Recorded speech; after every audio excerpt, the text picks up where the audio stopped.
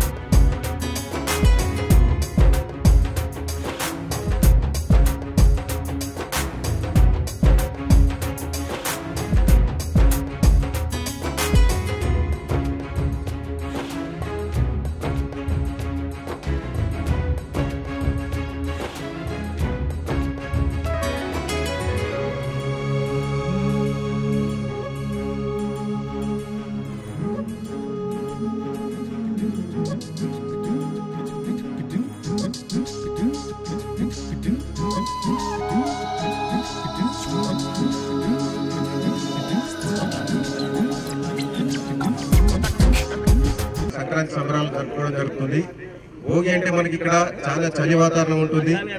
ఎందుకంటే దక్షిణాయనంకి సూర్యుడు వెళ్ళిపోతాడు, భూమధ్యరేఖకి దూరంగా వెళ్ళిపోవడం మూలంగా ఆ రోజు చలి ఎక్కువగా ఉంటుందని చెప్పి పూర్వకాలంలో ప్రాచీన కాలంలో ఉన్న పెద్దలందరూ ఏం చేస్తారంటే ఈ భోగి మంటలు వేసుకుని చలిని తట్టుకోవడానికి భోగి మంటలు వేయడం జరుగుతుంది. భోగి మంటల్లో మనకి ఇక్కడ వివిధ రకాలైన ఔషధ మొక్కలు కూడా అప్పుడు వేస్తూ ఉంటే దాని నుండి వచ్చిన గాలి ద్వారా, అదేవిధంగా కర్పూరం కానీ నెయ్యి కానీ, ముఖ్యంగా 1 గ్రాము నెయ్యి వండిస్తే దాదాపు చాలా ఆక్సిజన్ వస్తుందని మన సైంటిస్టులు చెప్పడం జరుగుతుంది.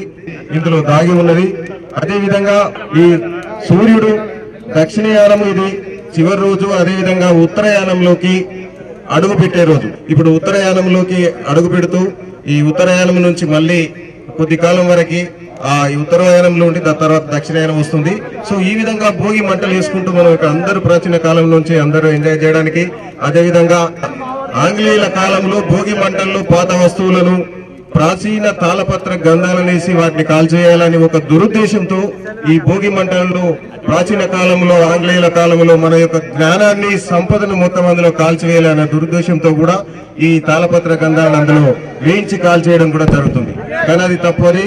మనము మన యొక్క జ్ఞానాన్ని కాల్చకుండా మన యొక్క అంధకారాన్ని, మన మనసులో ఉన్న వివిధ రకాల చెడు గుణాలని, మన మనసులోకి వచ్చిన చెడు వ్యాపకాలన్నింటినీ వదిలేస్తూ ఆ భోగి మంటల్లో ఇవాళ లేచి మనము మంచి రోజులకు ఈ రోజు నుంచి పునాది వేసుకోవాలని ఉండాలి. కానీ మన జ్ఞానాన్ని మాత్రము, మన సంపదను మాత్రము దీంట్లో భోగి మంటల్లో పాత వస్తువుల రూపంలో వేయకూడదని మిగతా మిత్రులందరికీ, అందరికీ, పట్టణ ప్రజలకి, కాన్స్టిట్యుయెన్సీ ప్రజలందరికీ ఈ భోగి శుభాకాంక్షలు తెలుపుతూ